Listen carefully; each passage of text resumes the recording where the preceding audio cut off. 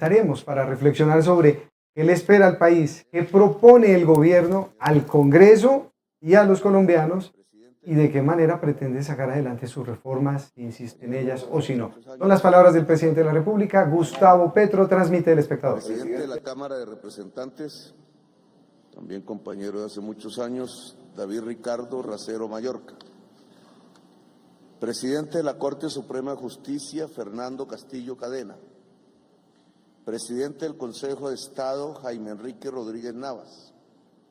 Presidente del Consejo Superior de la Judicatura, Aurelio Enrique Rodríguez Guzmán. Presidente de la Jurisdicción Especial para la Paz, Roberto Carlos Vidal López.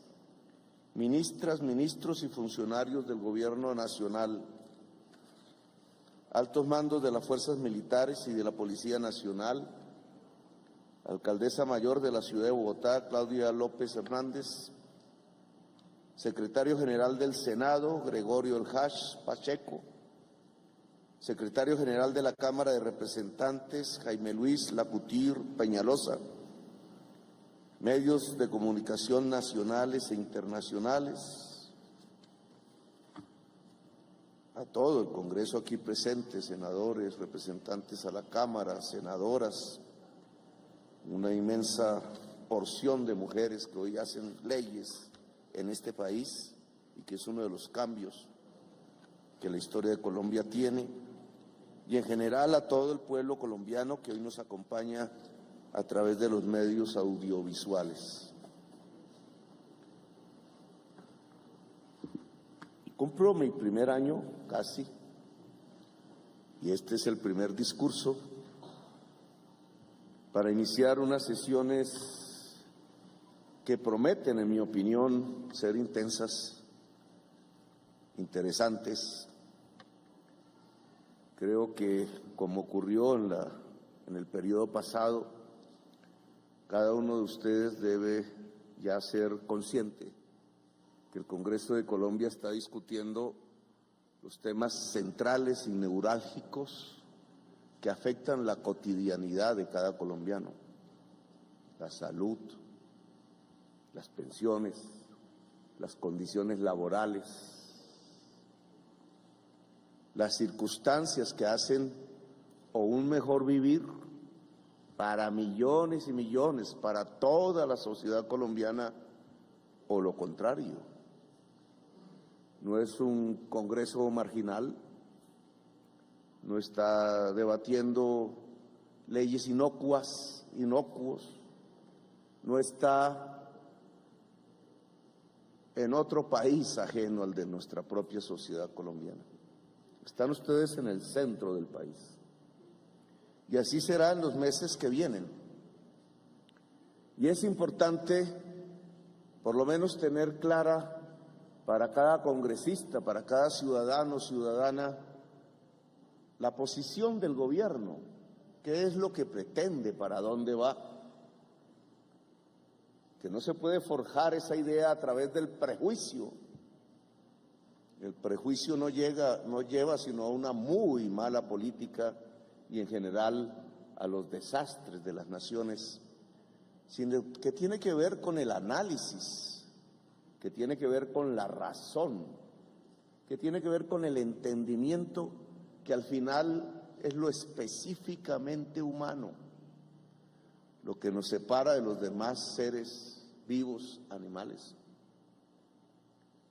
Y por eso quiero comenzar un poco explicando algo conceptual sobre qué es lo que busca el gobierno colombiano, qué es lo que le propone al país y qué es lo que le propone al Congreso, por tanto. Nosotros dijimos en campaña electoral: queremos construir de Colombia una potencia mundial de la vida. No es un eslogan de campaña como tantos, es un concepto. Realmente creemos que Colombia, en el escenario actual de la humanidad, puede ser potencia y lo puede ser alrededor de volver la vida un eje de la lucha política y social. La vida como un concepto que entra en la política, que antes era un lugar común, porque ¿quién podía cuestionar la vida? Dirían en parlamentos antiguos, incluso quienes no habían vivido o no habían leído sobre los grandes genocidios en la humanidad, las grandes extinciones de la vida en el planeta hace millones y millones de años. Quizás para nosotros la vida era un continuum, era una rutina. Todos los días sale el sol y se oculta. La vida permanecerá aquí por tiempos incluso eternos. Y resulta que así no es hoy. Resulta que ese tipo de concepto, esa mentalidad ya no existe en la humanidad de hoy. Los paradigmas han cambiado profunda, brutalmente, yo diría. No me atrevo a decir que hacia caminos mejores ni que hacia caminos peores. Lo que me atrevo a afirmar casi con certeza es que el mundo de la humanidad en los próximos años no será igual a lo que ha vivido ni hoy ni nunca antes. Estamos viviendo unas circunstancias profundamente difíciles a escala civilizatoria, a escala vital. Lo que está en cuestión hoy en el mundo no es el capitalismo, no es el poder mundial solamente, no es la existencia de unas u otras naciones. Lo que está en cuestión hoy en la humanidad es la vida, la existencia, no de unos, de toda la humanidad, de toda la vida en el planeta. Y no es que ahora me haya vuelto apocalíptico, aunque a mí me gustaba leer mucho el libro de San Juan en la cárcel, me parecía pasional y poético, sino que lo dice la ciencia. Miles y miles de científicos de todas las naciones del mundo, organizados en los famosos paneles por la Organización de Naciones Unidas. Miles y miles de científicos que cada mes, cada día presentan a la humanidad trabajos a profundidad desde sus especialidades, la matemática, la climatología, la biología, la física, la química, etc.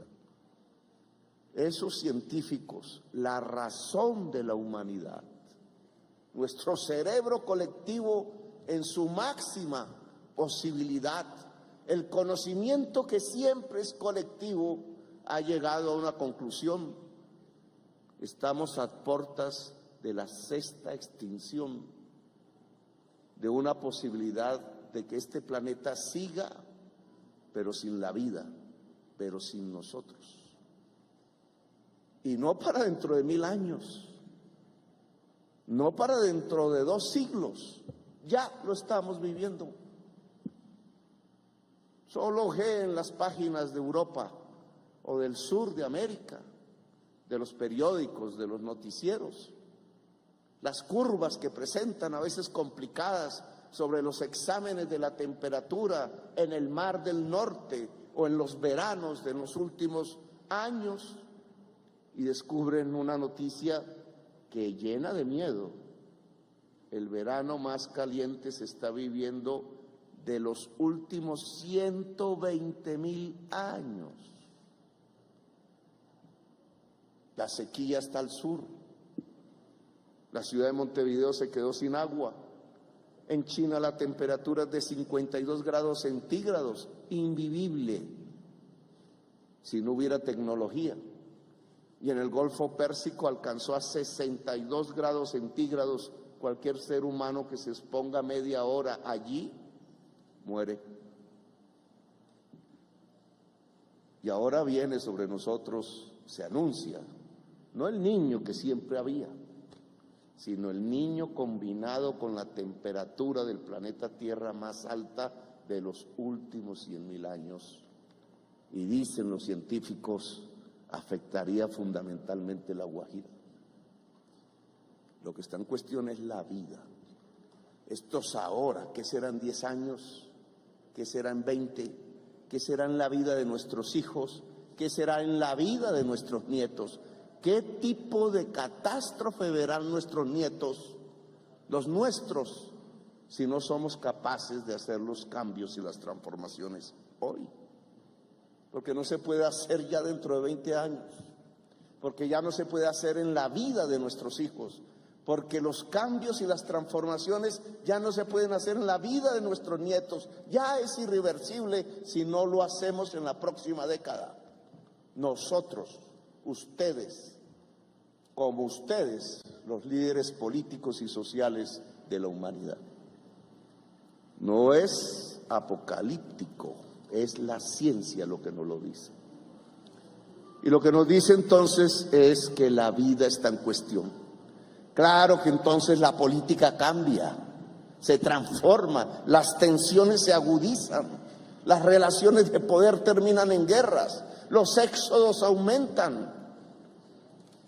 Donde se fundó, donde se creó por primera vez la palabra democracia, la palabra república, está la fosa común más grande del planeta. No queda en Colombia, no queda en México, no queda en la América Latina, queda cerca de la Grecia.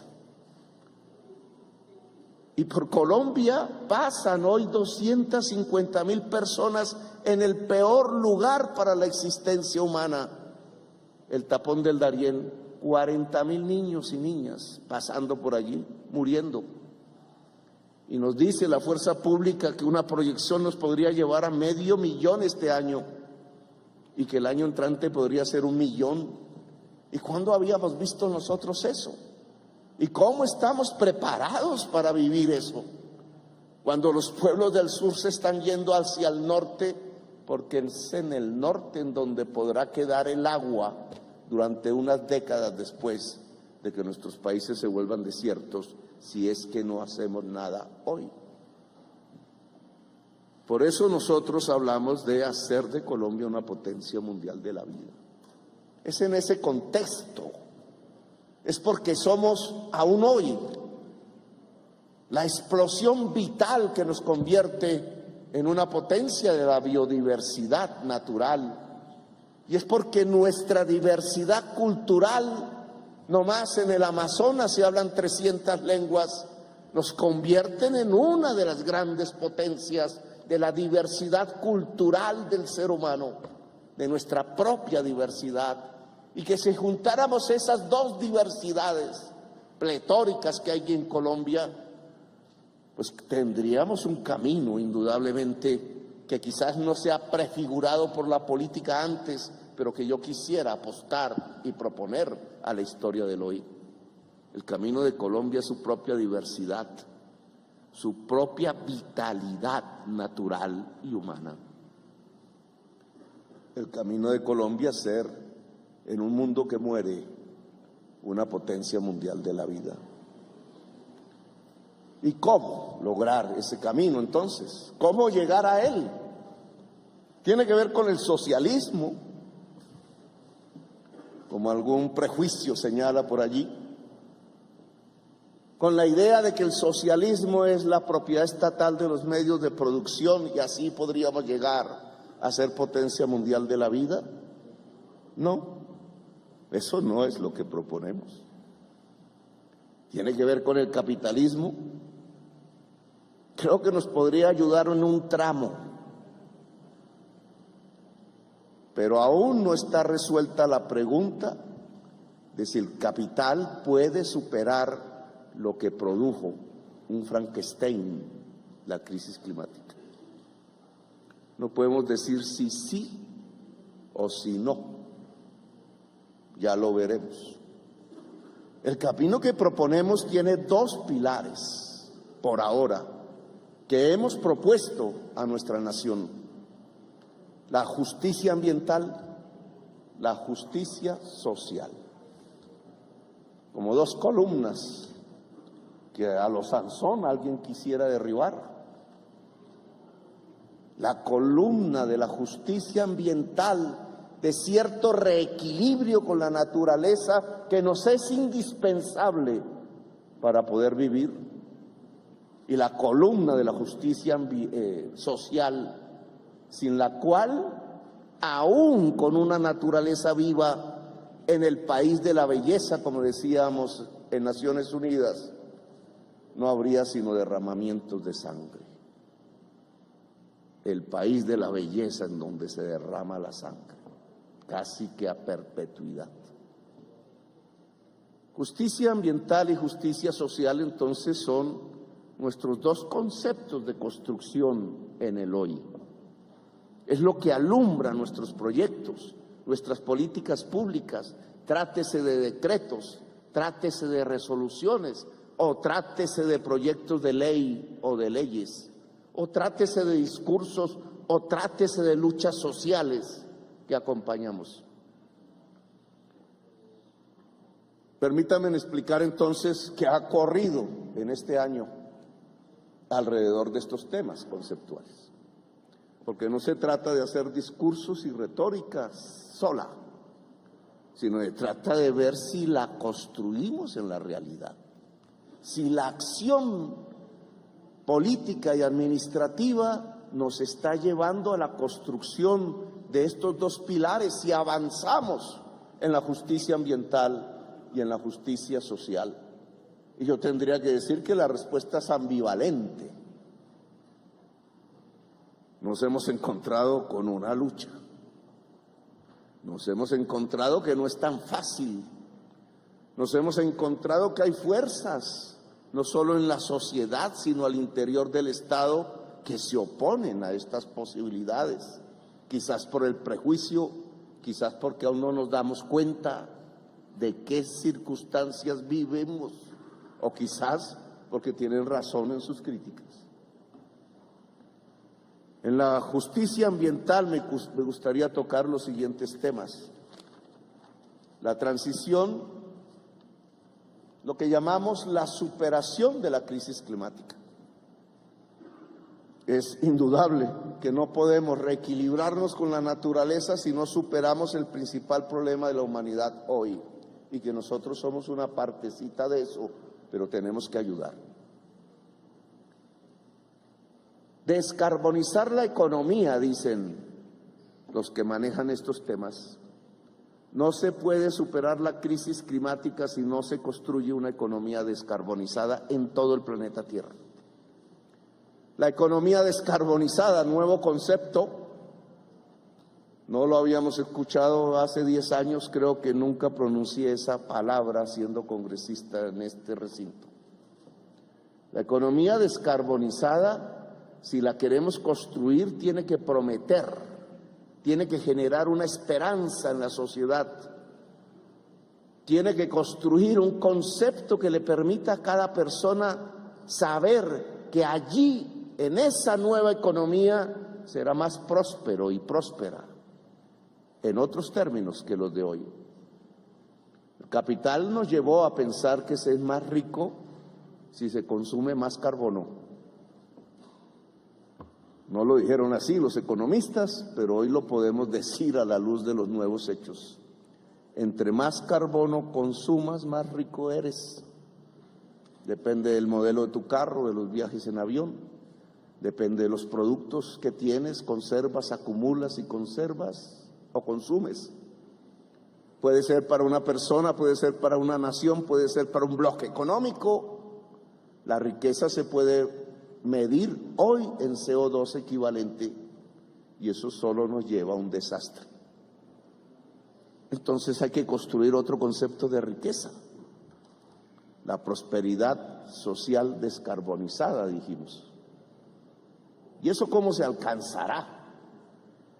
No voy a profundizar en ese tema, que fue las discusiones de ayer y antes de ayer allá en Bruselas, entre 60 presidentes de América y de Europa. Pero por lo menos tiene 3 elementos fundamentales.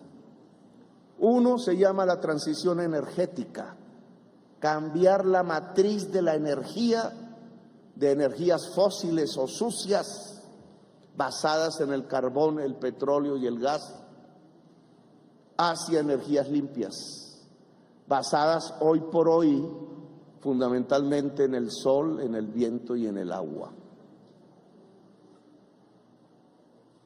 Ese es un primer concepto.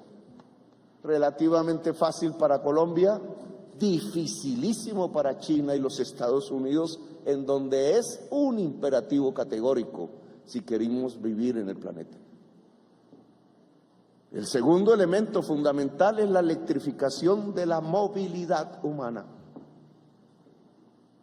El bus, el carro, la moto, por elementos e instrumentos que no usen estos elementos de combustibles fósiles, sino eléctricos limpios. Y el tercer elemento es que la producción deje de usar las materias primas fósiles en la industria, en el turismo, en la agricultura, etc. Son los tres grandes elementos para construir una economía descarbonizada. Nosotros hemos propuesto hacerlo en Colombia, precisamente para que seamos una potencia mundial de la vida. En transición energética tenemos unos datos. Se ha debatido aquí, me ha costado una ministra excelente. Los datos al día de hoy de lo que hemos podido hacer, heredamos un balbuceo indudable, pero cierto, del gobierno anterior, que ya había captado la necesidad de esta transición. El Ministerio de Minas y Energía asignó 8,3 gigawatts, le llaman los electricistas a esto, 8,3 gigas. Colombia tiene una capacidad de aproximadamente 18 gigas de generación eléctrica. 18 es nuestro total. De ellos 3 o 4 son sucios, es decir, fósiles. La transición energética para nosotros en este primer pilar consiste en reemplazar estos 4 gigas, que básicamente están en las termos, varias de ellas públicas, otras privadas. Pues lo que hizo el Ministerio de Minas y Energía hasta el momento es que asignó 8,3 gigas de capacidad instalada en 190 proyectos, el 77% de energía solar, el 15% eólica y el 4% hidráulica. Allí están 134 empresas.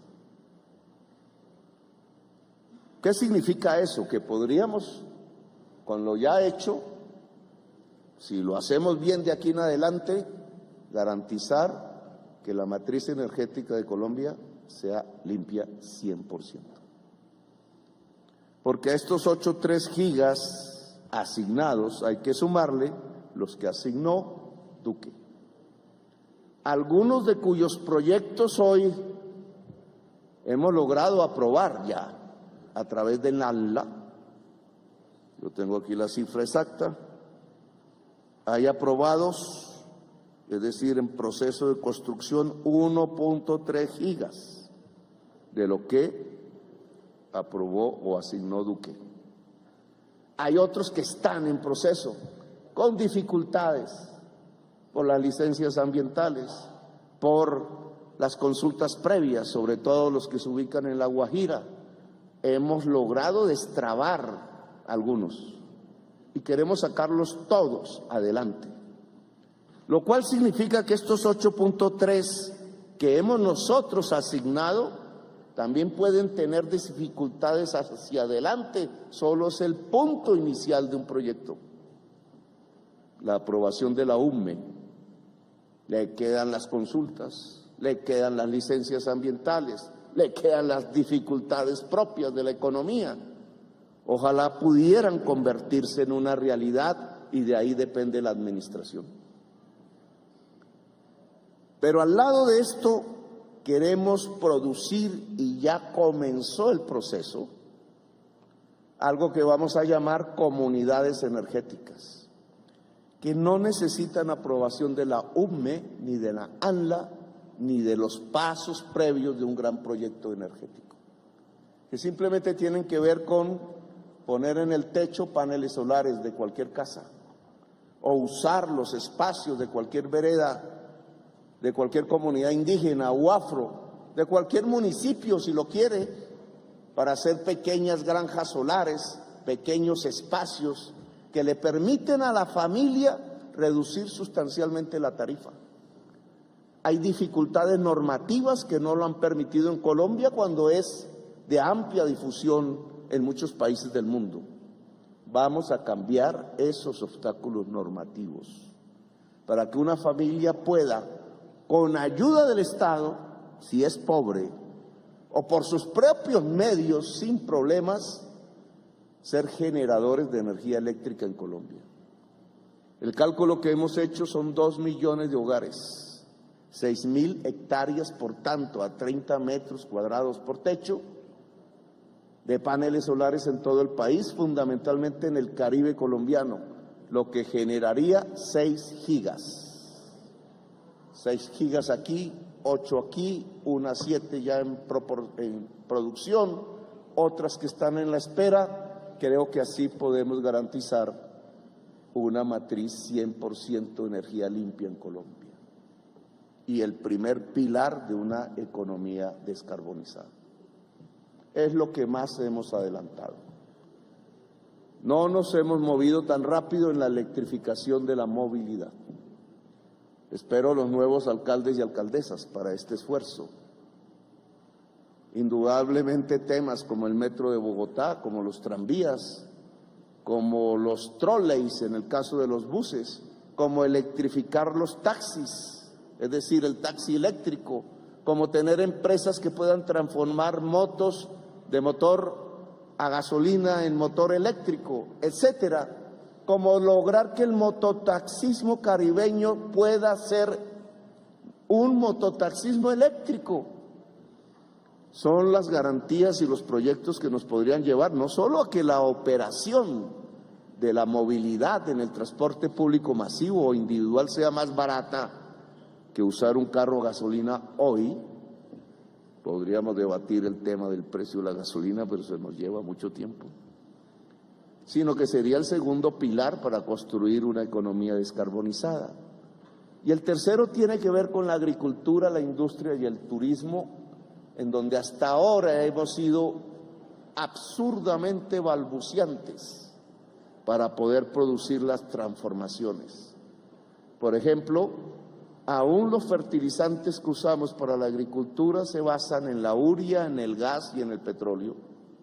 Los importamos y por la guerra de Ucrania se han convertido en el elemento más caro de la importación que ha producido la inflación de alimentos en Colombia y por tanto el hambre.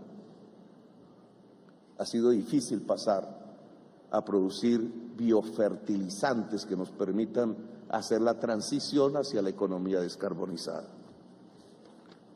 Este es un tema entonces fundamental en la justicia ambiental. Segundo tema que hemos debatido incluso mundialmente y hemos puesto en la agenda mundial de la política, el tema, la selva amazónica. La selva amazónica es el tercer pilar climático del mundo. Si se mira en conjunto con sus 8 países, es lo que permitiría a América del Sur tener preponderancia en las relaciones de la geopolítica mundial. Con esta tesis hemos convencido al presidente de Brasil, al de Venezuela, al de Francia. Realizamos con 640 expertos y ministros de medio ambiente el foro en Leticia hace unos días. Leticia se convirtió en una capital mundial de la discusión de la sobrevivencia de la selva amazónica, que es fundamental para la vida humana en el planeta. Sin la selva no hay vida, porque es la gran esponja del CO2 que aún queda fuera de los océanos. Logramos que se convoque a los presidentes de los países con responsabilidad sobre la selva en Belén de Pará. Será en agosto, dentro de unos días. Y logramos que el mundo ayude a financiar. Ustedes lo hicieron en el proyecto de adición presupuestal al colocar 600.000 millones de pesos en este empeño que nosotros queremos se vuelvan constantes durante 20 años hacia adelante para poder iniciar lo que llamamos la revitalización de la selva amazónica, que no se puede hacer sino a través de la propia población que habita el Amazonas, sea indígena, sea mestizo, sea campesino, sea urbano. Muy difícil en Brasil, relativamente fácil en Colombia, solo que en Colombia pasa incluso por la guerra, pasa incluso por las mafias, pasa incluso por los grupos armados, pasa por nuestra propia realidad. La selva amazónica en cierta forma depende de la paz de Colombia. Y podríamos hablar de los páramos del mar, que ahora venimos de San Andrés, y de la minería. La minería respecto al agua. Aquí no hay sino una cifra que tiene que ver con represión. Hemos dinamitado decenas de dragas, centenares de dragas ilegales en Colombia. Se ha producido un problema social, porque el pequeño minero ya no saca el oro con la batea, como veíamos antaño, sino que en la medida en que se escarbó el cauce del río, son las máquinas las que pueden alcanzar el oro, máquinas que no puede comprar el pequeño minero. Esas máquinas hoy las compra la mafia. Y entonces liga al pequeño minero que va detrás de la máquina buscando los residuos del oro a la mafia. Creo que es uno de los peores resultados legales del Congreso de la República. Yo estuve en esa discusión de esa ley hace año 2000, no recuerdo la fecha, o antes, el Código Minero. Porque el Código Minero privilegió la multinacional, la gran minería, la minería a cielo abierto, el Cerrejón, por poner un ejemplo, y se olvidó realmente del pequeño minero, a pesar que recuerdo a decenas de congresistas luchando por el tema. Ese olvido estatal del pequeño minero, de la priorización de la gran minería, nos ha llevado a que el pequeño minero por decenas de miles ha quedado sujeto a los tentáculos de las mafias armadas. Y entonces hoy tenemos dos destrucciones: la destrucción de la democracia en el territorio y la destrucción del río y del agua, en el Chocó, en el Nordeste antioqueño, en el Amazonas, en Córdoba y en muchas regiones del país. Aquí creo que es sustancial el cambio de norma. Por eso vamos a presentarles a ustedes un proyecto de ley en este periodo de sesiones que versa sobre la minería. Y espero el debido cuidado, siempre lo han tenido, para el estudio pertinente de cara a volver a establecer una alianza entre pequeña minería y Estado, para defender el territorio de la guerra, de la destrucción democrática y de la destrucción del agua. Permítanme ahora hablar de la justicia social, el otro pilar para hacer de Colombia una potencia mundial de la vida. Dijimos en campaña, queremos un tránsito de la economía colombiana del extractivismo hacia la producción. Suscitado innumerables debates. No, es que tenemos que vivir del petróleo, no, es que tenemos que vivir del carbón.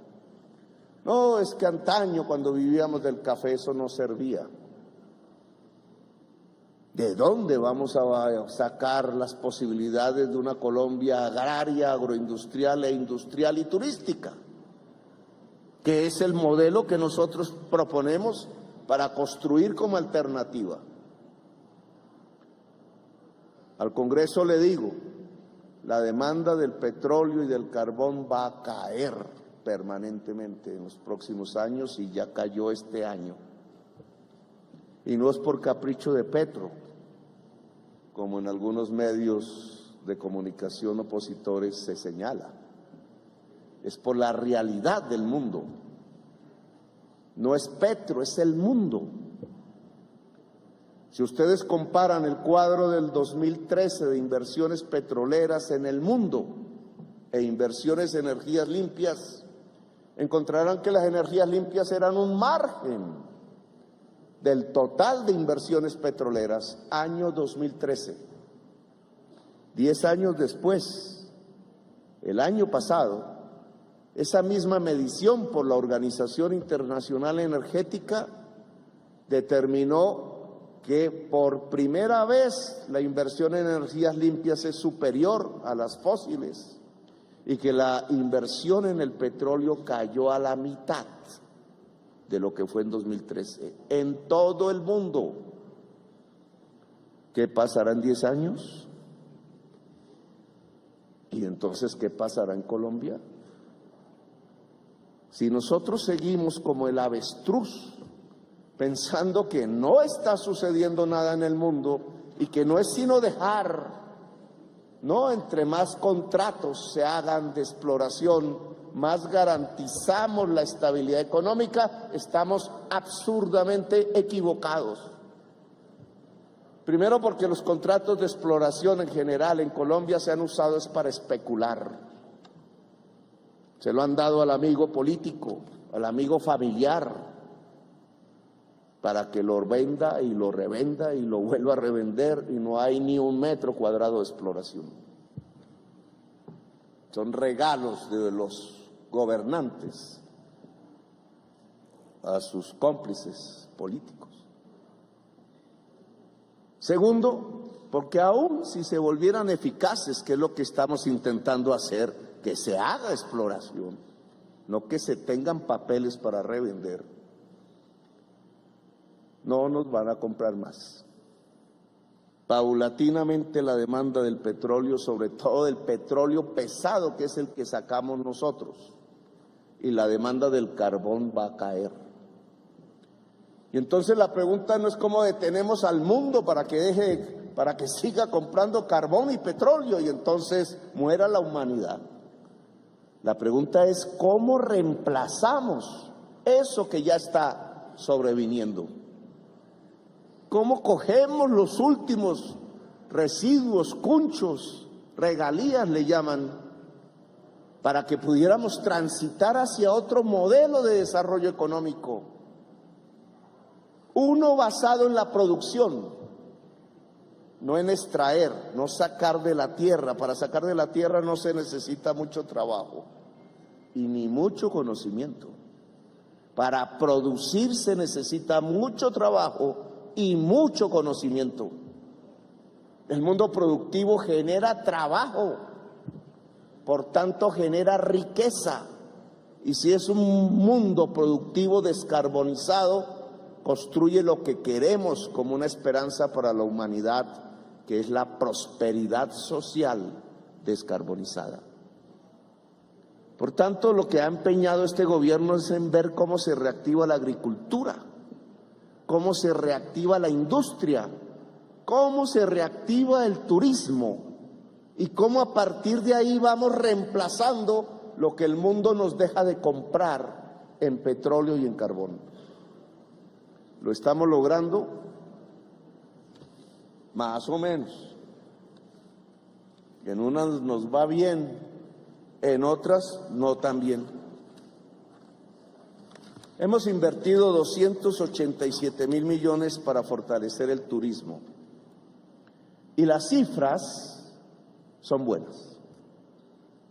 El turismo extranjero, que es el que reemplaza las divisas petroleras, está creciendo de año en año desde el COVID, pero fundamentalmente creció en estos meses, según los datos estadísticos que nos dan.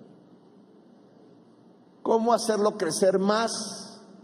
¿Cómo pasar de los 5 millones de turistas extranjeros que más o menos ya estamos conquistando a niveles superiores a los que había antes del COVID a 7 millones? Es el objetivo. Porque 7 millones de turistas extranjeros son 7.000 millones de dólares de divisas. Y por tanto ya es un gran porcentaje de lo que nos entrega hoy el petróleo. En este capítulo vamos bien. Colombia se está mostrando en el exterior, a partir incluso de nuestras luchas políticas y del presidente, a partir de la belleza del país, a partir de que estamos hablando de paz total, a partir de que los indicadores económicos gruesos van bien. Lo estamos logrando hasta ahora. En el porcentaje del año que llevamos, el incremento del turismo ha sido sustancial.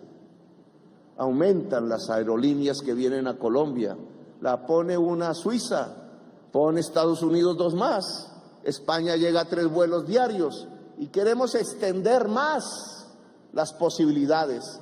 En la medida que Colombia se abre al mundo, en la medida en que nuestro cambio y transformación política se abre al mundo, en la medida en que vamos a África, e iré a la organización de la Unión Africana, que se reúne con todos sus presidentes en Kenia para varios asuntos, entre otros defender la propuesta mundial de cambiar deuda por acción climática. En la medida en que abrimos relaciones con el mundo árabe, se abrió la embajada en Qatar, se abrirá con Arabia Saudita. En la medida en que hemos estrechado profundamente las relaciones con Europa y nos miran de tú a tú y nos invitan a sus palacios y nos invitan a la discusión de la política, en la medida en que logramos estrechar una relación con el gobierno de los Estados Unidos en las cosas en las cuales estamos de acuerdo, en esa medida también se ha venido, no digo vendiendo, sino mostrando el país de la belleza ante las propias sociedades extranjeras, aumentando el flujo de los turistas, que hay que superar aún más. Queremos poner la pista aérea internacional en el norte de La Guajira, y queremos hacer la de Tolú, y queremos hacer una en el Guaviare, allá cerca de Chiribiquete, y queremos Buenaventura, y queremos reorganizar nuestra aviación, nuestra infraestructura aeronáutica en función de la atracción del turismo internacional. Por eso queremos hacer la universidad multilingüe en San Andrés, de donde acabo de venir, y mejorar su pista. Porque San Andrés ya no se puede soportar solo sobre pesca. Menos mal tuvimos el enorme triunfo de defender en este gobierno, por primera vez en 2 siglos, una porción del territorio colombiano, la plataforma continental que llega hasta San Andrés.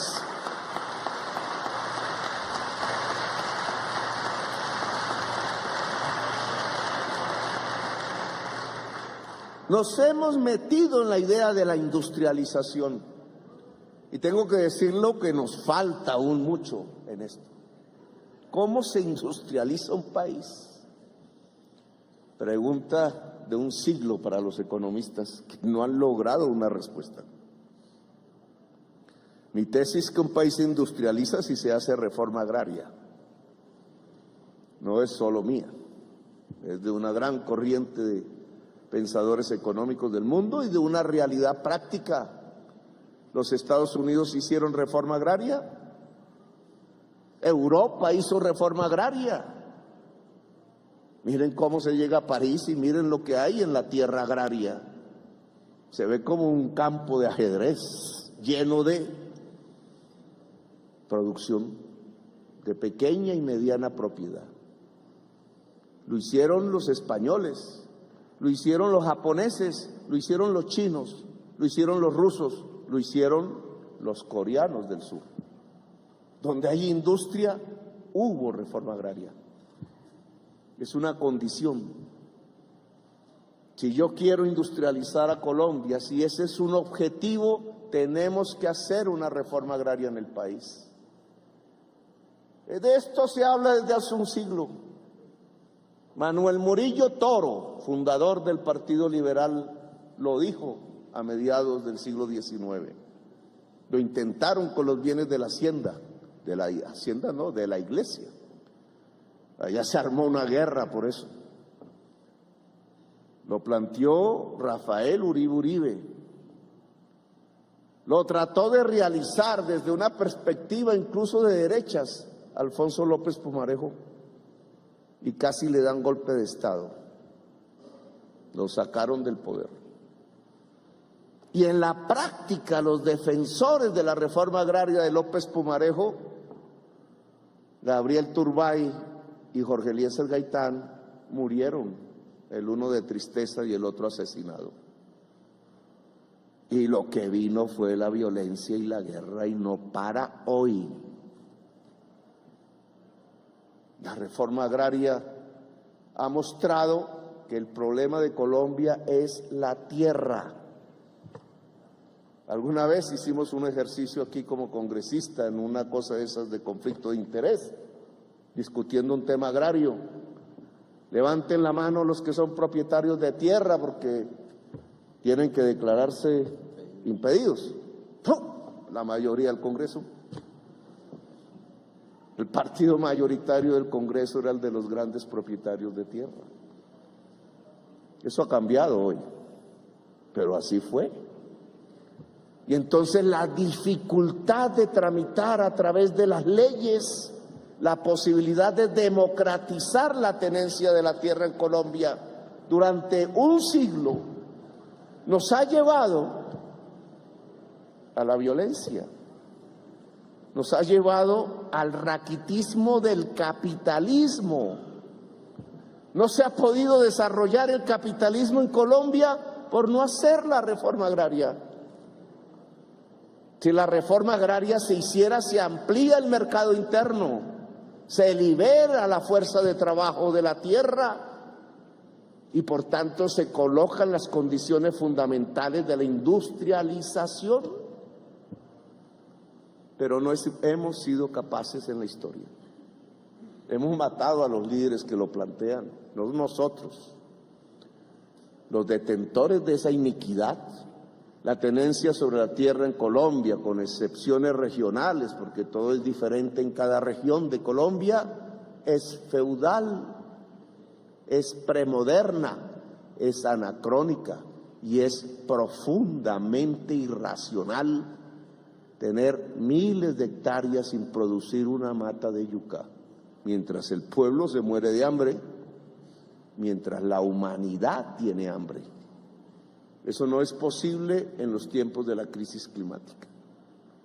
En los tiempos de la crisis climática la tierra fértil se reduce y la posibilidad de la seguridad alimentaria se desploma.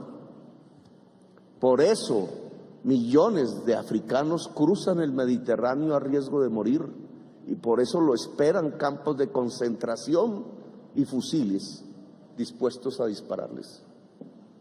Por eso el mundo está cambiando, por eso el fascismo crece en Europa. Sostener la seguridad alimentaria en nuestros países es fundamental y eso significa que hasta el último metro cuadrado de tierra fértil que podamos tener debe ser utilizado en la producción de alimentos. ¿Qué normas nos pueden garantizar eso?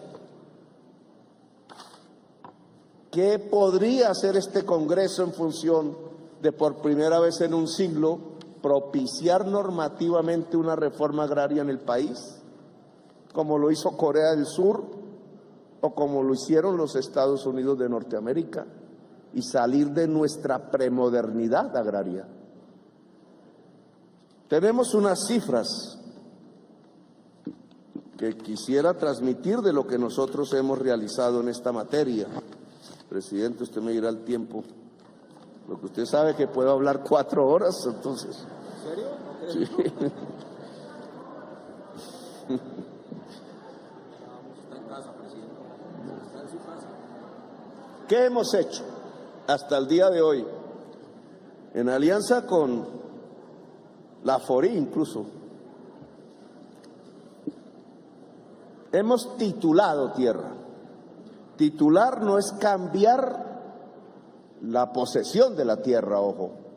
Podemos equivocarnos y yo no quiero engañar a nadie.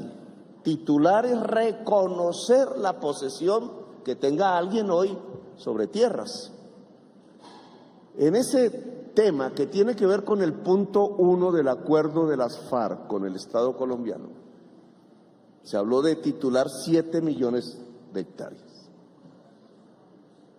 Ese es el acuerdo que este Congreso, pues el anterior Congreso de la época, avaló y aprobó. Es un tratado internacional, el acuerdo de paz FARC, gobierno nacional del entonces, no es un papel, no es un decreto, tiene leyes, pero fundamentalmente es un tratado que nos hace responsables ante la comunidad internacional a través de la Comisión de Seguridad de Naciones Unidas, si cumplimos o no cumplimos. Pues bien, de esos 7 millones de hectáreas, nosotros, este gobierno, ha titulado 1 millón de hectáreas. 756,000 hectáreas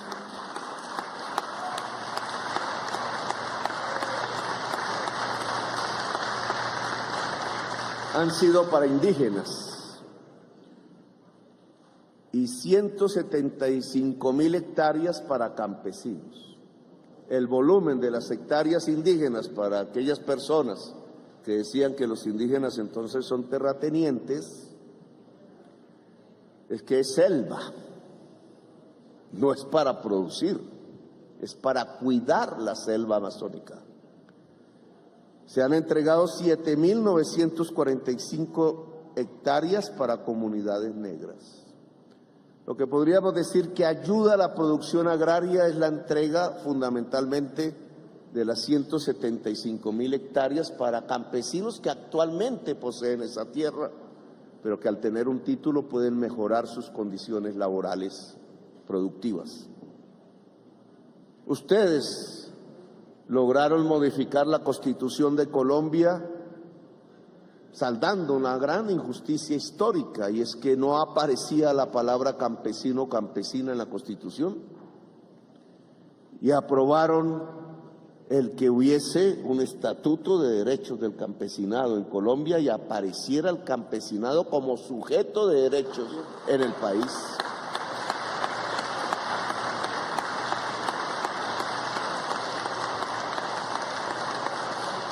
Ese es uno de los grandes avances legislativos y se debe a ustedes, lo hicieron en los pasados meses.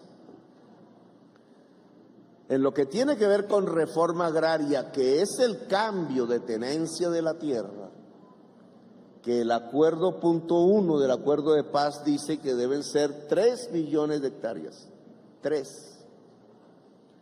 En todo el gobierno anterior se transfirieron 13,000 hectáreas durante los 4 años. Santos pues ni alcanzó. O sea que de 3 millones van 13,000 hasta que llegamos al gobierno. Y en nuestro gobierno en el primer año van 30,000 hectáreas. En un año. Si a mí me gustara congraciarme simplemente comparándome con Duque, pues es fácil, pero no vale la pena. No es ahí porque nos engañamos, porque 30,000 hectáreas en 6, este semestre, digamos, 30,000 hectáreas es el 1% del acuerdo. La mayoría de estas hectáreas han sido compradas. Mi discusión con Catherine una vez en el Plan Nacional de Desarrollo es que así, aún con el empeño del gobierno y las actuales normas, estirando al máximo, hemos puesto a trabajar los funcionarios 24 horas, en turnos, obviamente. No cumplimos el acuerdo de paz. Y si no cumplimos el acuerdo de paz, el mensaje que se le entrega a la sociedad rural de Colombia es que el camino es la violencia. como ha sido durante el último siglo. Yo no sé por qué pusieron 3 millones, ni por qué el Congreso lo aprobó, ni si hubo un debate de si se podía o no se podía, o si se debatieron las normas para hacerlo. No estaba aquí en ese momento, era alcalde de Bogotá. Pero ese es el acuerdo y tiene la firma del Estado. 3 millones de hectáreas, nosotros no hemos podido sino 30.000. El objetivo que propusimos para este año fueron 500.000 hectáreas. Llevamos 30.000. Le dijimos a la Oforí, mire, le dígale a los ganaderos extensivos, esos de grandes haciendas, no al pequeño ganadero porque no tiene, sino a ese grandotote, hay como 2.000 o 3.000, en ganaderías extensivas sobre tierra fértil, que es irracional, premoderno.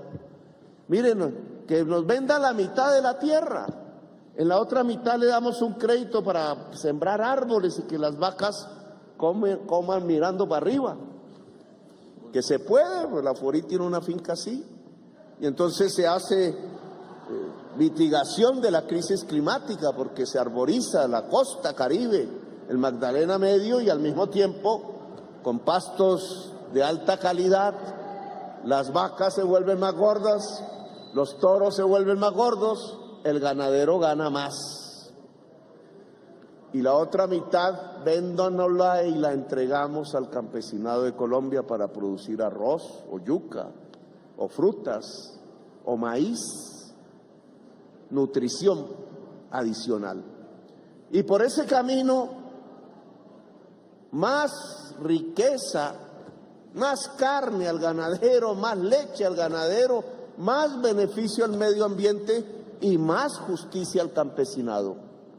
Y quizás por ahí podríamos llegar a cumplir el primer punto del acuerdo de paz.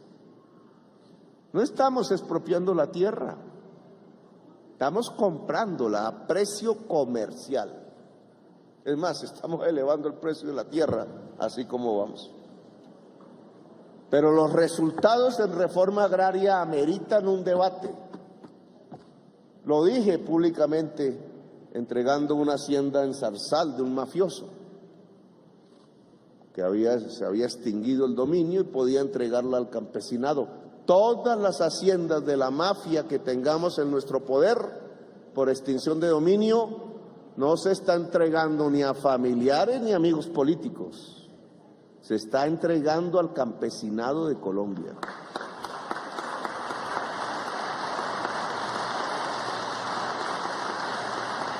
Pero no es suficiente. El debate es, ¿el Estado va a cumplir su palabra? No es el gobierno, el Congreso, pusieron un límite de tiempo para la ejecución del acuerdo de paz con la FARC. 12 años. Ya ha pasado 12 años es este gobierno y el otro. Es decir, tenemos 8, ya pasó un año, porque no hubo sino 13.000 hectáreas en el pasado gobierno. Luego 3 millones tendríamos que cumplir en 2 gobiernos. Este tendría que cumplir entonces, matemáticamente, 1,5 millones de hectáreas. Medio millón de hectáreas por año. Llevamos 30.000. Entonces, tenemos que debatir este asunto, porque yo sí creo que debe el Estado cumplir el acuerdo de paz con la FARC. O decir con franqueza, este Estado incumple el acuerdo de paz con la FARC. Lo tendrían que decir ustedes, podemos proponerlo. Pero eso implica en la historia de Colombia un desastre,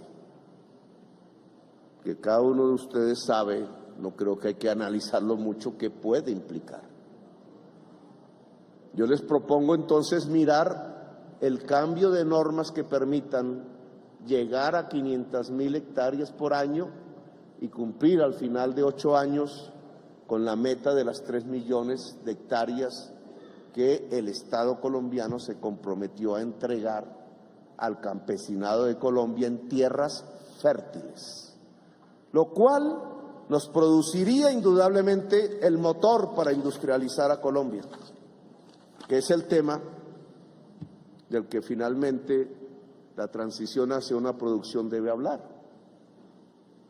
Poder industrializar a Colombia a partir de la industrialización de la producción agraria, en manos de los productores directos esa industrialización, para lo cual hay que asociar, como hacen en Canadá o Nueva Zelanda, cooperativas de producción industrial en manos y en propiedad de los productores directos del maíz, del arroz, de la papa, de la yuca, etcétera.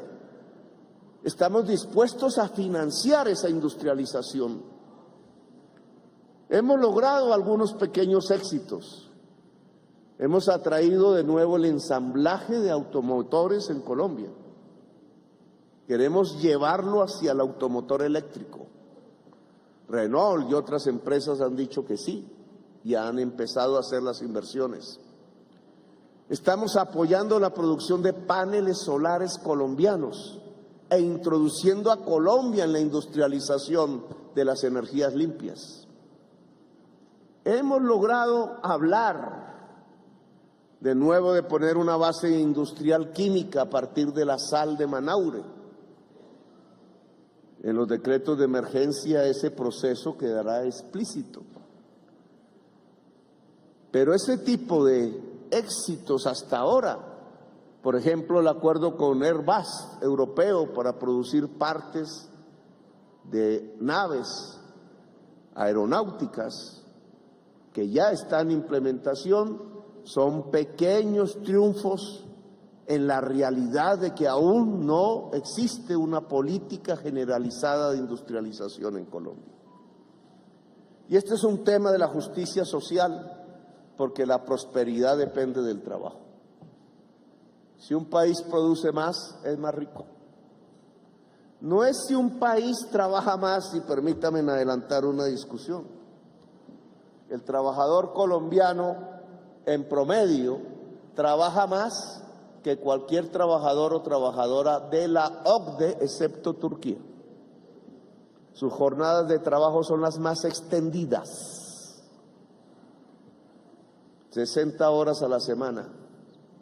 Es un trabajador sobreexplotado y sobreexplotada, pero bajo la vieja usanza del capitalismo en el siglo XIX, el de Charles Dickens, el que no existe ya, extender la jornada del trabajo para ganar más. Ese es un capitalismo viejo, tardío y premoderno. Así no se hace capitalismo. Así se lleva al trabajador a una nueva esclavitud. El capitalismo de hoy es que hay más producción por hora trabajada. 10 veces más que en Colombia. Somos el último país en productividad de la OCDE. Donde más trabaja el trabajador por horas, es el menos productivo de toda la comunidad de la OCDE. Paradoja no, viejo capitalismo sobreexplotador. El capitalismo de hoy disminuye la jornada de trabajo. En Europa van para 35 horas a la semana. Nosotros tenemos 60 en la realidad, no en la ley. ¿Y cómo hace entonces el empresario para ganar? ¿Y cómo la sociedad puede volverse más próspera? Pues vía productividad. Trabaja por hora y produce más. En una hora un trabajador de Corea o de Japón o de Alemania produce mucho más que un trabajador de Colombia. Al trabajador de Colombia lo llevan a 60 horas a la semana, al trabajador de Alemania 35 horas a la semana. Y entonces, ¿qué camino escoge Colombia? Yo los invito a escoger el de la productividad. ¿Cuáles son las bases de la productividad? La educación y la competencia. Educación y competencia. ¿Puede un país que tiene monopolizada su tierra fértil en manos de unos pocos tener competencia? ¿Puede un país donde el desarrollo de la generación de la energía eléctrica está en manos de 5 tener competencia? ¿Puede un país, etcétera, etcétera, en todas las ramas de producción que ustedes pueden examinar, tener apenas 2 o 3 o 4 grandes productores, tener competencia? ¿Puede un país que la mitad de su juventud no llega a la educación superior tener conocimiento? ¿Puede un país donde el 70% de quien entra a la escuela primaria no sale de la universidad tener conocimiento? Si no hay competencia y no hay conocimiento, entonces no se nos produce esta baja productividad que es la peor de la OCDE. ¿No sería ahí donde tendríamos que actuar y no en sobreexplotar el trabajador?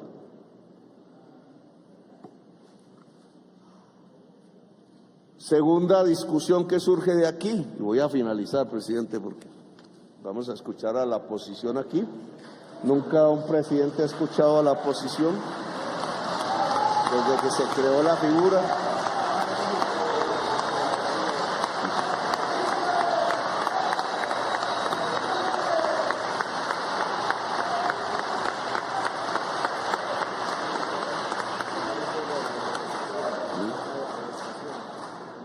Así. Olvidaba un dato sobre la selva amazónica, y es que logramos reducir la deforestación de la siguiente manera. Se reduce toda la deforestación en Colombia, comparando el año 2022 con el 2021, en 29,1%. Y solo en la Amazonía se redujo en 36,4%.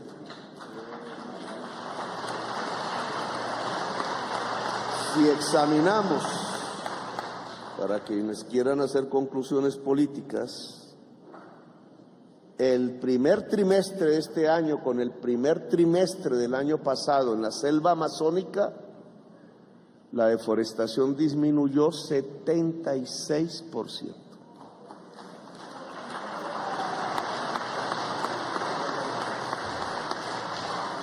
Bien, hay un debate alrededor de este tema del empleo, que obviamente es parte de la política social y de la justicia social, que más o menos en medios de comunicación casi todos transmiten una tesis que dicen científica y no lo es ideológica. Durante muchos años se debatió la diferencia entre ciencia e ideología. No voy a repetir ese debate aquí, pero el debate concreto es que si los trabajadores tienen un ascenso en salario real, puede disminuir el empleo. Esa es la tesis. Lo cual significa teóricamente que el empleo depende del salario, en su oferta y en su demanda. La mayoría de los economistas no está de acuerdo con esa tesis, que sí es la mayoría de los medios de comunicación, porque hay un interés en que no se eleven los salarios reales en Colombia. ¿Qué es lo que dicen la mayoría de los economistas? Por lo menos los de la corriente de Keynes y los de la economía política clásica, fundadores de la economía, y muchos hoy que no tendría tiempo, incluso que ya no recordaría, es que la oferta de empleo no depende del salario y la demanda de empleo tampoco depende del salario. El salario puede explicar variaciones coyunturales, pero no más de eso. ¿De qué depende la oferta de empleo? De la capacidad productiva del país. De eso. ¿Queremos aumentar el empleo? Todos creo que aquí dirían que sí. Pues si queremos aumentar el empleo, tenemos que aumentar la capacidad productiva del país. Acabé de hablar de un tema en el agro. Si se ofrece tierra, aumenta la capacidad productiva del país. Si se ofrece crédito, que está ligado a la tasa de interés, aumenta la capacidad productiva del país. Si se ofrece educación generalizada, aumenta la capacidad productiva del país. Estas son las variables que pueden permitir un incremento sustancial y permanente del empleo en Colombia. ¿Y de qué depende la demanda? De la tasa de nacimientos y de la inmigración. Nada depende del salario realmente. Cuando nos transforman el tema en que el salario es el que determina tanto la demanda como la oferta, es porque hay un interés ideológico y económico real, y es que los trabajadores no puedan subir sus salarios reales, que es una premodernidad anacrónica. En medio de ese debate, entonces, se ha dicho que el gobierno no está proponiendo nada en términos de cómo aumentar el empleo. Equivocación. Nosotros estamos proponiendo cómo aumentar la capacidad productiva de Colombia. En el agro, con la reforma agraria, el incremento sustancial del crédito y, oigan, la baja de la tasa de interés del Banco Agrario a la más baja de Colombia, incluso por debajo de lo que ha propuesto el Banco de la República. ¿Y cómo se aumenta la capacidad productiva en el mundo urbano? En la economía popular, que es la que tiene la mayor cantidad de puestos de trabajo en Colombia, la mayoría de los cuales están por debajo del salario mínimo. Es la pobreza en el país. Tradicionalmente se ha dicho que esa economía popular, a la que le llaman informal, hay que perseguirla y acabarla. Que el desarrollo consiste en formalizar, es lo que se ha dicho. Nuestra propuesta es que hay que empoderar la economía popular, que es diferente. ¿Cómo se empodera la economía popular? Primero, privilegiando las mujeres, que son fundamentales en esa economía. Segundo, dotándola de instrumentos para producir, entre ellos el crédito popular. El sistema financiero colombiano no hace entrega de crédito popular hasta hace muy poco. Se concentra el crédito, se oligopoliza el crédito y la economía popular no tiene sino que recurrir a fuentes de financiación ilegales y profundamente caras, como el gota a gota de la mafia. La política del gobierno, precisamente para aumentar la capacidad productiva de la economía popular, es acabar el gota a gota a partir de democratizar el crédito en Colombia, y ha utilizado su banca pública escasa y ha seducido a la banca privada, que está concertando con nosotros, a aumentar los volúmenes de crédito para la economía popular. Exitosa en el mundo agrario en este momento, entre otras. Es por eso por lo cual está cayendo el precio de los alimentos en el país. Si me lo permiten, la mejor manera de hacer crecer puestos de trabajo en Colombia y aumentar sus ingresos promedio es dotando a la economía popular, rural y urbana de mayores capacidades de producción, es decir, empoderándola. Por eso la discusión sobre que si hacemos una reforma laboral basada en que los trabajadores tengan más estabilidad, mejores condiciones laborales, conduce a que entonces disminuye el empleo, es falsa.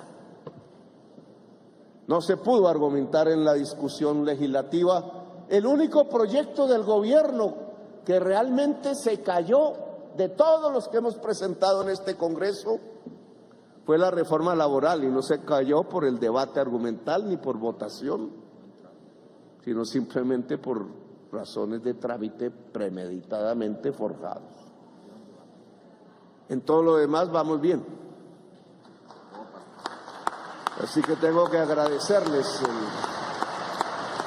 el trabajo común, el debate, porque siempre ha habido debate, el avance. Muchas son ya leyes de la República y otras están en proceso. Solo hemos tenido un problema. Y bien, en materia de política social, vamos así. Yo sí creo que estamos balbuceando aún. Todavía no industrializamos, todavía no podemos hablar de que estamos transitando hacia una economía productiva. Nuestras estadísticas de empleo son buenas. Todos los meses de este año han tenido más empleo que los meses del año pasado, hace un año. Pero se está debilitando el impulso. Ojo, todos sabemos que el año pasado decían que las condiciones económicas de este año iban a ser difíciles y algunos decían terribles en el mundo. Y lo fuimos viendo. La inflación que ha tenido Colombia empezó desde principios del 2021. La tasa mensual, que es la que acelera, cada vez era mayor desde el 2021. Y alcanzó su máximo en diciembre del año pasado. Diciembre, enero. Tuvimos una inflación, por tanto, creciente, llegó hasta 13 puntos y pico. Cogiendo el indicador mensual del mes de diciembre, la inflación podría haber llegado a 25% este año, si hubiera continuado así. Bueno, hoy la inflación mensual es 0,3. No daría sino para un 5% de inflación anual.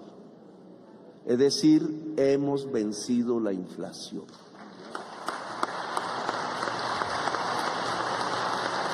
No hay que cantar victoria tan temprano porque todos sabemos que en la economía pasan cosas impredecibles muchas veces. Esa inflación no era culpa de Duque. No podemos ser injustos con él. Era el producto del post-COVID, de las circunstancias mundiales que destruyeron y congelaron una parte del capitalismo mundial y posteriormente de la guerra. Todo se agudizó, crecieron los precios de los alimentos y por esa vía al interior de los países se fue irrigando el crecimiento de los precios. Una investigación en Europa dice que la inflación se debe al aumento de las ganancias. Cualquiera que sean las causas mundiales, lo cierto es que eso entró a Colombia, que no la esperábamos, que no eran causas internas, pero que se asentó en Colombia. La política de este gobierno ha permitido detener el proceso. Incluso durante 3 meses seguidos el precio de los alimentos ha caído. No es 0,3 positivo, es negativo. Eso va en mejoramiento del nivel de vida de una parte de la población, la que gana salario, porque hicimos crecer el salario en el mes de diciembre concertado con todos los gremios de la producción y los trabajadores en 16%. La inflación de este año se calcula, si todo va bien, en 9. 9,10 significa que el salario mínimo creció realmente 6 puntos. Su capacidad de irrigación entonces nos debe traer como consecuencia un mejoramiento de una parte de la sociedad, porque la mitad de la sociedad no gana el salario mínimo sino menos, y no gana salario, sino que tiene ingresos de rebusque. Y allí hay una gran incógnita sobre si esos ingresos han subido o han sido reducidos. Se ha hecho un esfuerzo en salud. Hemos pasado a tener en el presupuesto nacional, sumando la adición, 57 billones de pesos al año.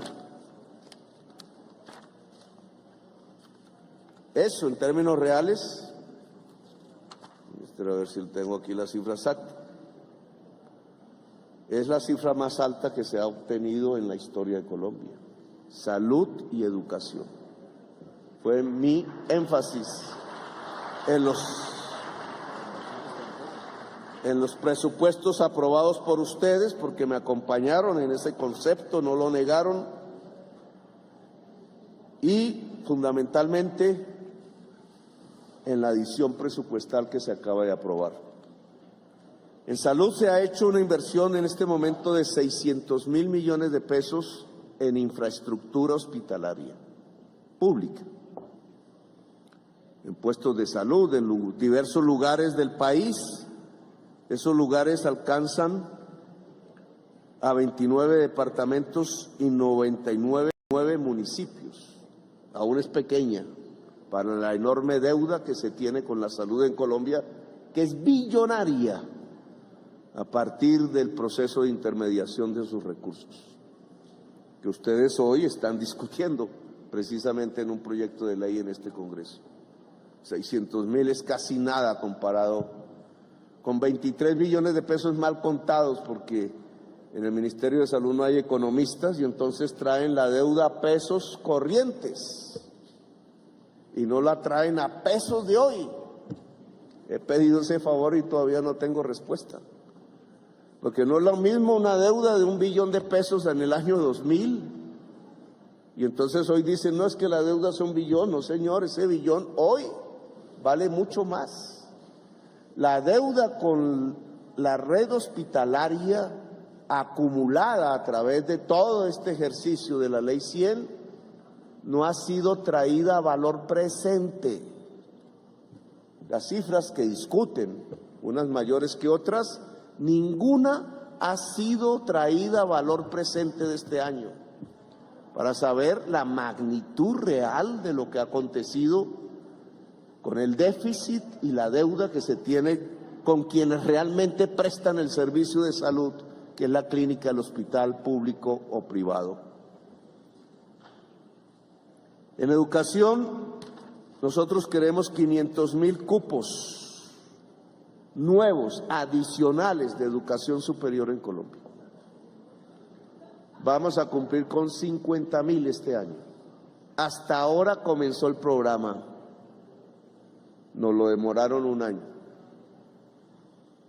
Tiene, y se llama Universidad al Territorio, que implementar una gran infraestructura de sedes universitarias en todo el país, y hemos privilegiado los territorios más excluidos de Colombia.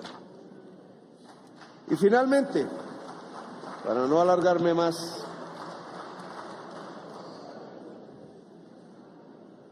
esto de construir 2 pilares, la justicia social y la justicia ambiental, no solamente es para tener una frase bonita que se llame potencia mundial de la vida, es para tener paz. La paz no es una negociación entre grupos armados. La paz es un acuerdo nacional de toda la sociedad. En materia de paz, indudablemente nosotros hemos tomado iniciativas discutibles. Yo admito las discusiones y la crítica, nadie tiene la verdad de cómo hacer la paz en Colombia. El país ha avanzado y ha retrocedido durante décadas. Hemos hecho el proceso de paz con el ELN y avanza. Hoy hay un cese al fuego en todo el país con el Ejército de Liberación Nacional.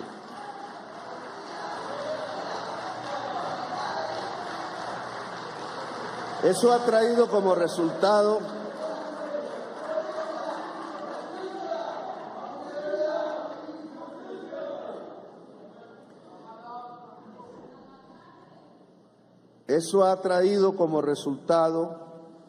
una disminución sustancial comparado el número de bajas del Ejército y la Policía de este año respecto al año pasado. del 60 y del 55%.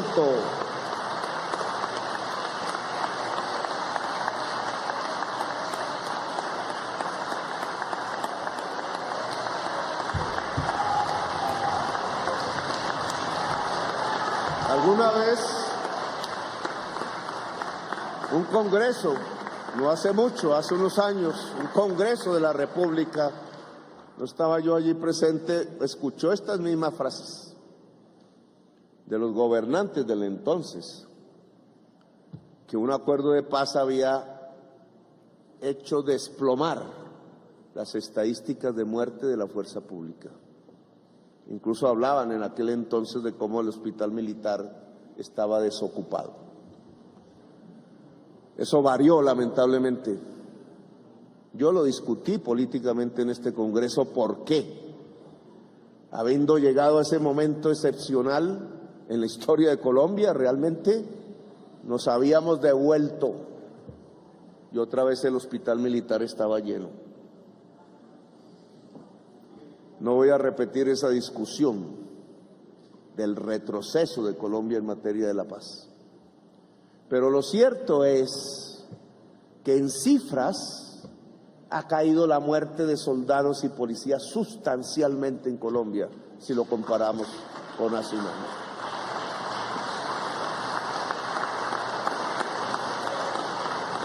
Eso es bueno, obvio que es bueno, son vidas de jóvenes que de otra manera quizás estaríamos enterrando, claro. Pero puede esconder una transición de la violencia en Colombia hacia otros lugares y espacios. Y es un poco lo que he discutido al interior del gobierno y por fuera. Es que se está acabando la guerra entre Estado e insurgencia, que es la que produce las bajas. No, no soy mentiroso, se está acabando.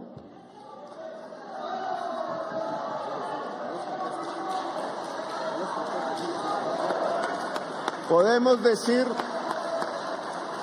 ojalá lo pueda decir, que la guerra entre la insurgencia y el Estado colombiano que comenzó quizás en 1948, un 9 de abril, ha llegado a su final. Así como llegó a su final en un periodo anterior la guerra entre liberales y conservadores. Alguien, algún congreso de estos, en ese entonces, quizás se paró y dijo, la guerra entre liberales y conservadores ha finalizado. ¿Mentiroso? No, finalizó. Pero se transformó la violencia en otra violencia.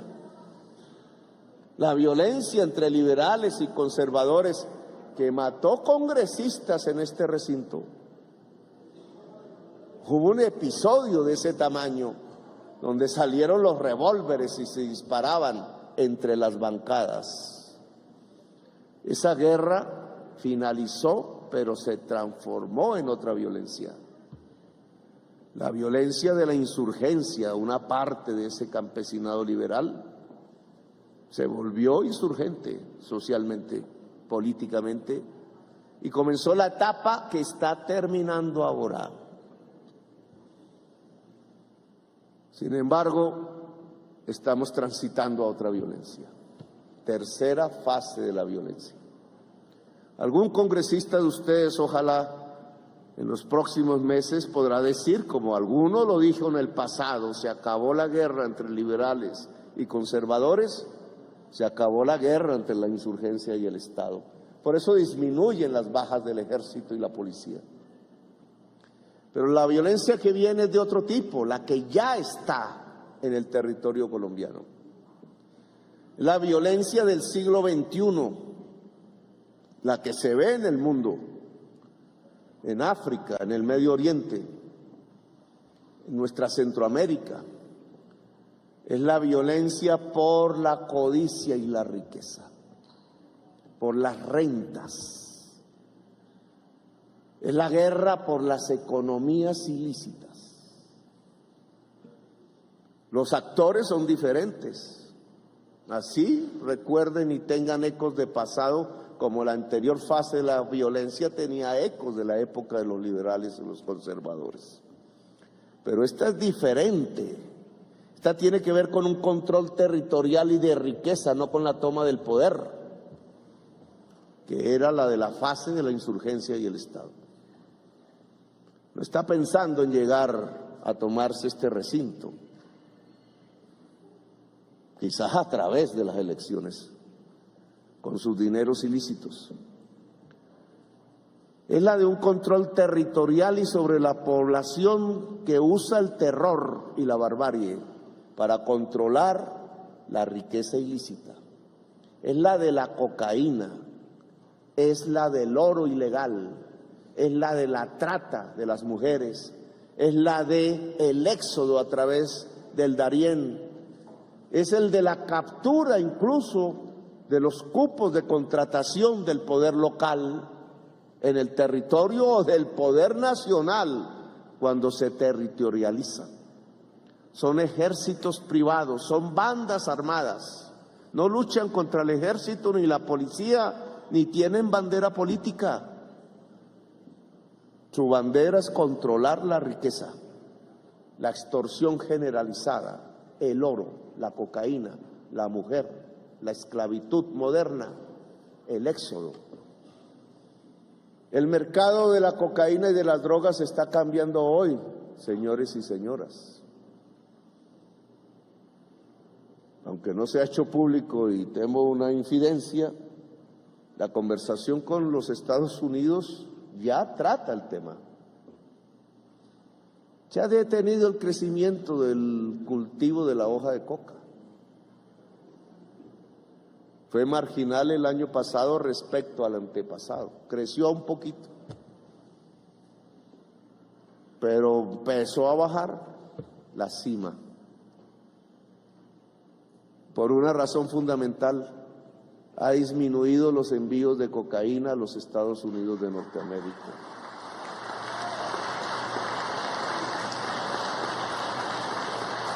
Lamentablemente no es para aplaudir, porque aparece otro desastre en el horizonte. Ha disminuido los envíos de cocaína de Colombia a los Estados Unidos y por eso no hay estímulo para crecer los cultivos de hoja de coca y por eso en regiones cocaleras hay hambre. Se ha desplazado la geografía de la hoja de coca. La región cocainera más grande por exportaciones del mundo ya no es Tumaco y ya no es el Pacífico. Es la frontera de Colombia con Ecuador en el Putumayo. Es por eso que no tuvimos 100% de deforestación, porque el Putumayo tuvo deforestación positiva en la frontera. Y cuando los cultivos de hoja de coca se colocan en la frontera amazónica entre Colombia y el Ecuador por el Putumayo, es que no van al mar. Quizás por el Ecuador, donde la violencia es más alta que en Colombia hoy. Quizás por el Brasil, buscando otras rutas. La geografía del mercado de las drogas varió porque el consumo en los Estados Unidos cambió de estructura, de mal en peor. De la cocaína pasó al fentanilo. La cocaína mataba a 3,000 norteamericanos por sobredosis anualmente. El fentanilo está matando 100,000. Es un opioide químico hecho en la China y en Estados Unidos mismo, que se vendía legalmente por la industria farmacéutica y que es 50 veces más adictivo que la heroína y que en pequeñísimas cantidades una sobredosis mata. Por eso mueren 100,000. La cocaína va hacia otro lado ahora, hacia Europa y hacia el Japón y la China.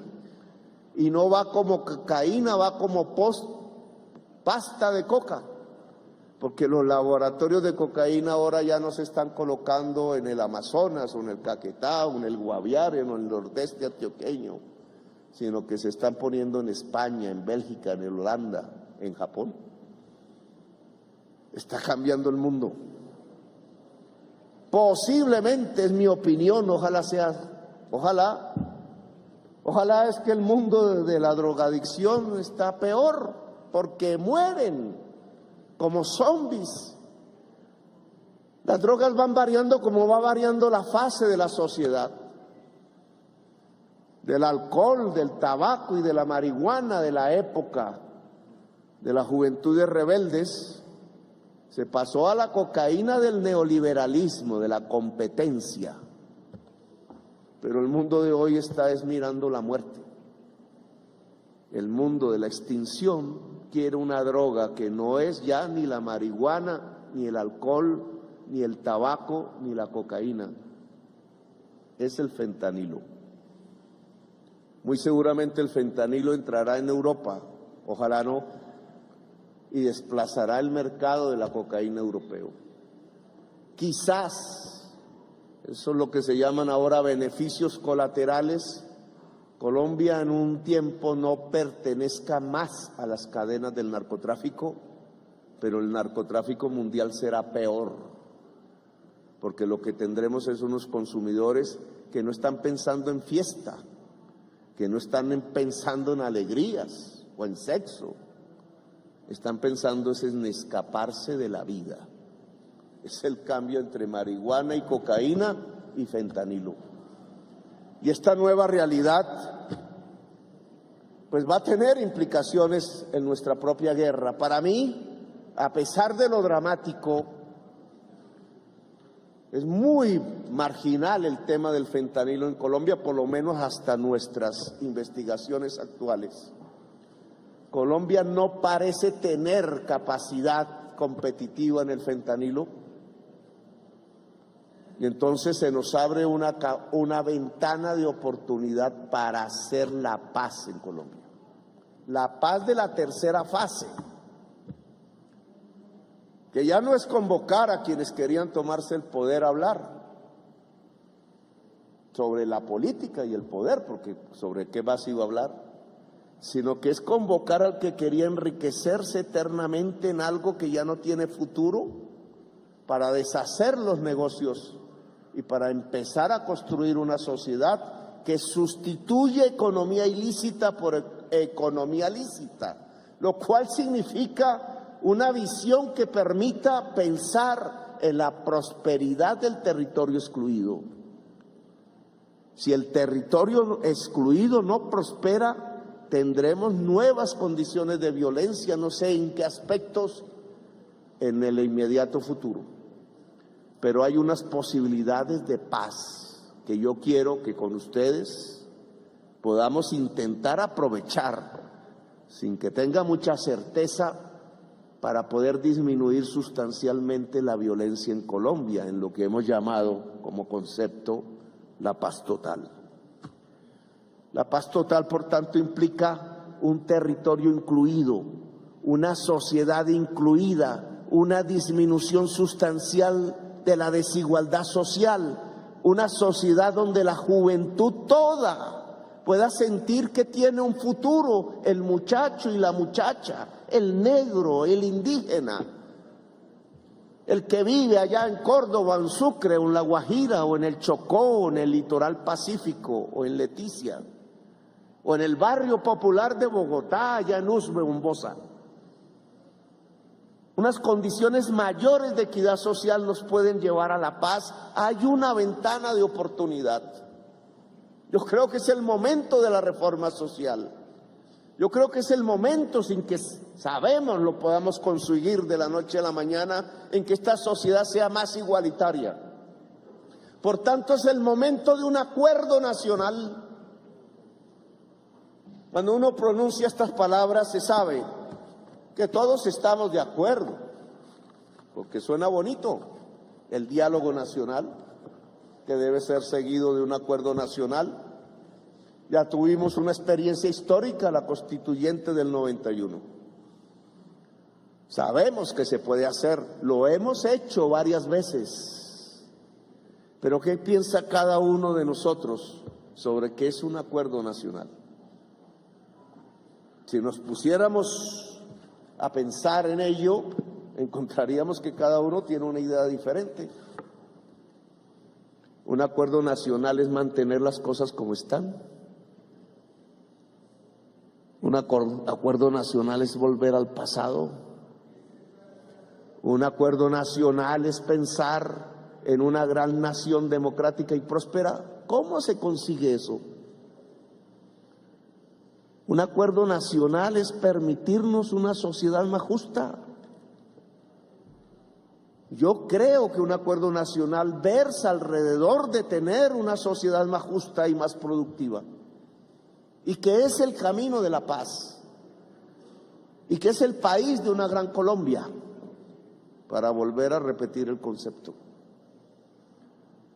Podemos hacerlo entre las diferencias y las diversidades sociales, económicas y políticas.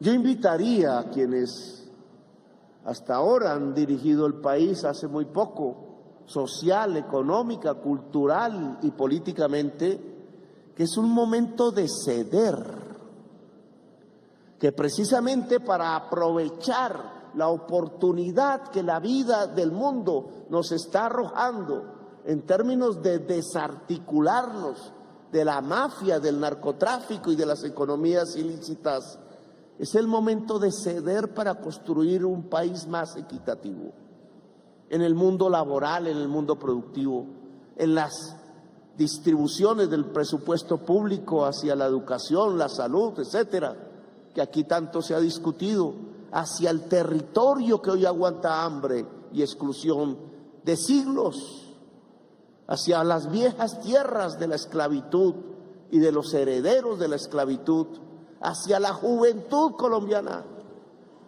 que algunos llegaron a llamar de terrorista, hacia esa juventud a la que hay que abrirle las puertas. Un acuerdo nacional no es que ceda al pobre, no es que se arrodille el que no tiene, no es que se llene de temor la que siempre ha sido excluida. Si queremos un cambio hacia adelante, no consiste en eso, no consiste en cómo se mantiene bajo control la sociedad sin democracia, sino que consiste en más democracia, más. Consiste en que esos que no han tenido nada y que han sido por siglos excluidos puedan ser hoy incluidos en el poder de la decisión, en el poder de la economía, en la posibilidad de la prosperidad. No es retórica, es con sistemas de salud, de educación. Una agenda de proyectos está a su discusión y tienen que ver con esta materia. Un acuerdo nacional afuera en Colombia, sí, en la sociedad, y un acuerdo que pasa por el Congreso de la República, no lo excluye. El Congreso de la República es la expresión condensada, puede serlo, del acuerdo nacional, que se tramita aquí a través de la ley y de la reforma.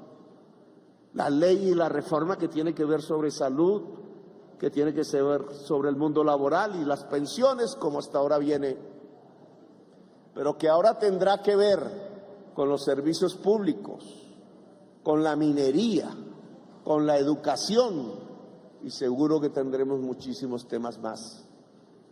Yo le convocaría al país al acuerdo nacional en esos términos, hacer realidad la paz, acabar la fase de la guerra, de la insurgencia con el Estado, y a no dejar prosperar la tercera violencia que ya viene, que ya está, el de las economías ilícitas y las bandas armadas pululando por todas partes, a no permitirle que crezca a través de este acuerdo nacional de justicia social y justicia ambiental que puede condensarse en el Congreso de la República alrededor de las reformas que Colombia necesita. Colombia, potencia mundial de la vida, es eso. El Congreso de la República queda entonces instalado. Gracias, muy amables.